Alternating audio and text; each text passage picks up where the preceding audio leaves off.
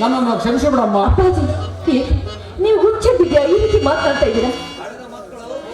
ಹಣದ ಮಕ್ಕಳು ಭವಿಷ್ಯದ ಹಾದಿಯತ್ತ ಸಾಗದೆ ಕರ್ಮವೆಂದ ಕಂಟಕದಲ್ಲಿ ಬಿಟ್ಟು ಮಸಳೆಂಬ ಯಾತ್ರೆಯಲ್ಲಿ ಸಾಗಿದಾಗಲೇ ನಾನು ಚಿತ್ರಸ್ಥಾನಕ್ಕೆ ಅವನಲ್ಲ, ನಾನೊಬ್ಬ ಹುಚ್ಚನೇ ಹೌದು. ಅಪ್ಪಾಜಿ, ಅಲೆ ಬರಲಿಕ್ಕೆ ಒಡೆಯ ಆ ದೇವರು ನಮ್ಮ ಹಣೆ ಬರದಲ್ಲಿ ಈ ರೀತಿ ಆಗ್ಬೇಕು ಅಂತ ಬಂದಿದೆ. ಯಾರಂತ ತಪ್ಪಿಸಿ ಸಾಧ್ಯಪ್ಪ?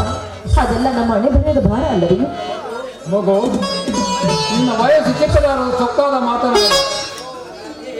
ನೀನೇನೇ ಆಗಲಿ, ನೀನು ಸುಮಂಗಲೆಯಾಗಿ ಇನ್ನೊಂದು ಮನೆಗೆ ತುಂಬುವ ಮುತ್ತೈದೆಯಾಗಿ ಗೃಹಿಣಿಯಾಗಿ ನಿನ್ನ ಪಾಲಿಗೆ ಎಂಬುದೊಂದು ಚಿಂತೆ ನನ್ನ ಅಗಲಿಗಳು ಕಾಡುತ್ತದೆ.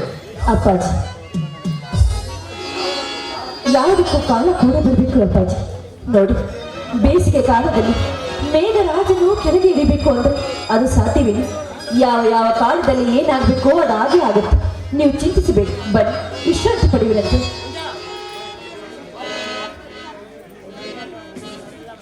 ಸುಮಿತ್ರಾ, ಸುಮಿತ್ರಾ, ಜಗದೀಶ್, ನೀವೇ ಬಂದ್ರಿ ಇಲ್ಲಿಗೆ? ಮೆಚ್ಚಿದವಳ ಮುಖವನ್ನು ಹಗಲು ರಾತ್ರಿ ಕನಸಿನಲ್ಲಿ ಕಂಡಾಗ ನಾ ಬರದ ಏನು ಮಾಡದೆ ಸುಮಿತ್ರಾ?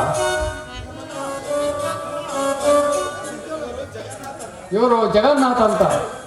ಅಪ್ಪಾಜಿ, ಇವರು ಜಗನ್ನಾಥ್ ಅಂತ ನನ್ನ ಕ್ಲಾಸ್ಮೇಟ್ ಅಪ್ಪಾಜಿ.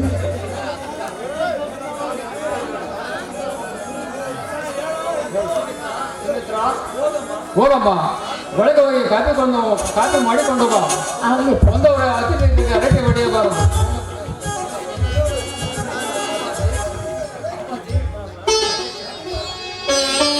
ಅಪ್ಪಾಜಿ,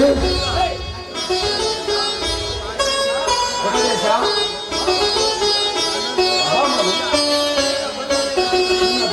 ನಿನ್ನ ಬರುವಿಕೆಯಾಗಿ ಕಾಯುತ್ತಿದ್ದೆ. ಚೆನ್ನಾಗಿದ್ದೇನೆ ಮಗು? ಚೆನ್ನಾಗಿದ್ದೇನೆ ಅಪ್ಪಾಜಿ. ಸುಮಿತ್ರ ಎಲ್ಲಿದ್ದಾಳೆ?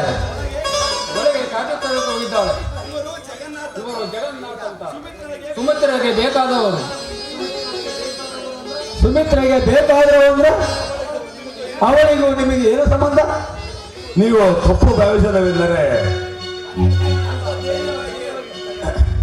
ಏನೆಂದರೆ ದೈವ ನಾವಿಬ್ಬರು ಪ್ರೇಮಿಗಳು. ಜಗನ್ನಾಥ್, ನಿಮ್ಮ ಆಶೀರ್ವಾದ ನಮಗೆ ದೊರೆತರೆ ಅಷ್ಟೇ ಮುಂದೆ ಆಗ ನಮ್ಮಿಬ್ಬರ ಸಂಬಂಧ ಪತಿ ಪತ್ನಿಯರ ಸಂಬಂಧ. ಮುಚ್ಚು ಬಾಯಿ. ಯಾವ ತಪ್ಪದೆ ಪಡೆದು ನೀನು ಪ್ರೇಮ ಸಂಬಂಧ ಕಟ್ಟಿಲ್ವೆ? ನಿಮ್ಮ ತಂಗಿ ಸುಮಿತ್ರಳನ್ನ ಅವಳ ಜನ್ಮಕ್ಕೆ ಕಾರಣವಾದ ಅಣ್ಣನ ಸಂಬಂಧ ಮರ್ತೆಯ ಮರೆತಿಲ್ಲ. ಅದಕ್ಕೆ ಇನ್ನು ಅನೈತಿಕ ಸಂಬಂಧಕ್ಕೆ ಎಡೆ ಮಾಡಿಕೊಟ್ಟಿಲ್ಲ. ಇಷ್ಟೆಲ್ಲ ಮಾತನಾಡುವ ನೀನು ಅದಕ್ಕೆ ಏಸಿಯವನು ಮುಂದೆ ಇರೋದು. ಅಂತ ಏಸಿಗೆ ತಿನ್ನ ಕೆಲಸ ಮಾತ್ರ ನಾನು ಮಾಡದೆ. ಅಂತ ತಪ್ಪುಗಳೆಲ್ಲ ನಿಮ್ಮಂತರ ಪಾಲಿಗೆ ಅದರ ಅನುಭವ ಏನೆಂದು ಈಗಲೇ ನಿನಗೆ ಗೊತ್ತಿರಬೇಕಾಗಿಲ್ಲ. ಜಗನ್ನಾಥ್, ಮುಂದೆ ಮಾತನಾಡಬೇಡ. ಆಗಿತ್ತು ಹಾಗೆ ಹೋಯಿತು. ಆ ಸ್ಥಿತಿಯನ್ನು ತೆಗಿ ಆಗಬಾರದೆಂಬ ಮಾತಿಗೋಸ್ಕರ ಹೇಳಿದೆ. ಅಂತ ತಪ್ಪು ಮಾತ್ರ ನಾನು ಮಾಡಬಾರೆ. ಆ ವಿಷಯದಲ್ಲಿ ನನಗೆ ನಂಬಿಕೆ ಇಲ್ಲ. ಈ ಮದುವೆ ಮಾತ್ರ ಸಾಧ್ಯವಿಲ್ಲ. ಸುಮಿತ್ರ, ಈ ಮದುವೆ ಮಾತ್ರ ಸಾಧ್ಯವಿಲ್ಲ.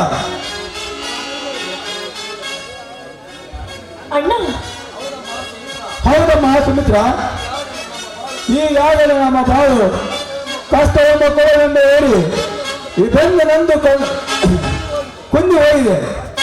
ಕಷ್ಟದಲ್ಲಿ ಕಷ್ಟ ಬರಬಾರದೆಂದು ನಮ್ಮ ಕುಟುಂಬ ಸರ್ವನಾಶವಾಗಿದೆ. ಅಣ್ಣ, ದಯವಿಟ್ಟು ಆ ರೀತಿ ಮಾತಾಡ್ಬೇಡಣ್ಣ. ಜಗನ್ನಾಥ್ ನನ್ನ ಪ್ರಾಣಕ್ಕಿಂತ ಹೆಚ್ಚಾಗಿ ಪ್ರೀತಿಸಿದ್ದಾರೆ. ನಾನು ಸಹ ಅವ್ರನ್ನ ಪ್ರೀತಿಸ್ತಿದ್ದೀನಿ. ಅಣ್ಣ, ಈ ನಮ್ಮಿಬ್ಬರ ಬಳ್ಳಿಯನ್ನು ನೀರಾಗಿ ಅದನ್ನು ಬೆಳೆಸುವ ಭಾರ ನಿನ್ನದು. ಆ ದೇಹ ನೀನಾಗಬೇಕಣ್ಣ. ನಿನ್ನ ಕಾಡು ಬೇಡ್ಕೊ.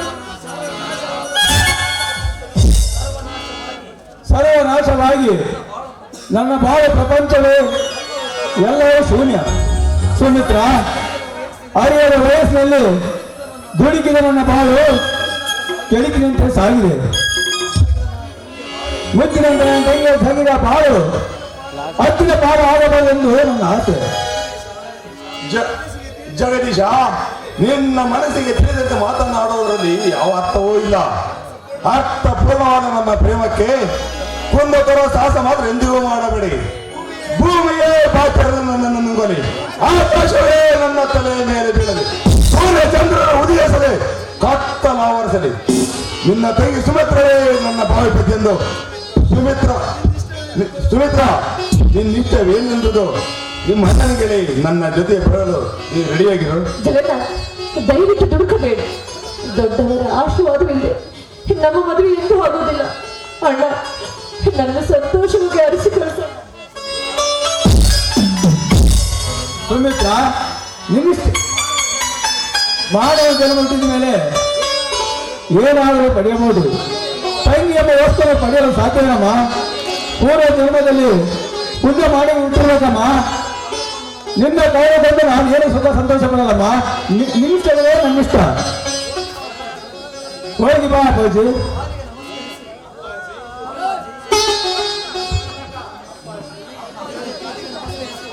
ಅಪ್ಪಾಜಿ, ದೂರಕಾಲ ಮುತ್ತೈದೆಯಾಗಿ ಬಾಳಮ್ಮ. ನಿಮ್ಮ ಮಾರ್ಗದರ್ಶನಕ್ಕೆ ಕಾಯ್ತಿದ್ದೆ. ನಿಮ್ಮ ಮಗಳ ಕೈ ಹಿಡಿದು ನೆಮ್ಮದಿಯಿಂದ ಬಾಳ ಸಾಧಿಸ್ತೇನೆಂದು ನಾನು ನಿಮಗೆ ಮಾತು ಕೊಡ್ತೇನೆ.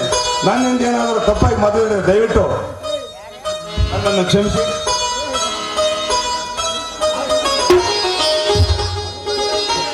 ನೀನು ಚಿರಂಜೀವಿಯಾಗಿ ಬಾಳಮ್ಮ.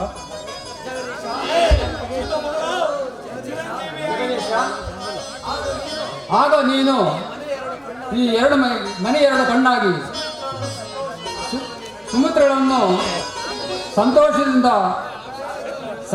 ಸಾಗರದಲ್ಲಿ ನಡೆಯುವಂತೆ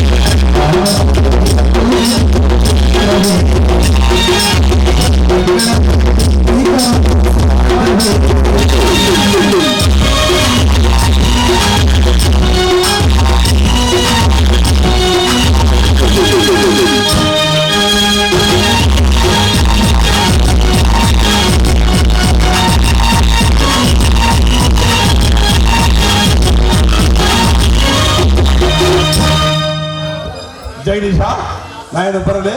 ಸುಮಿತ್ರ, ನಾನು ಬರ್ತೇನೆ. ಟಾಟಾ.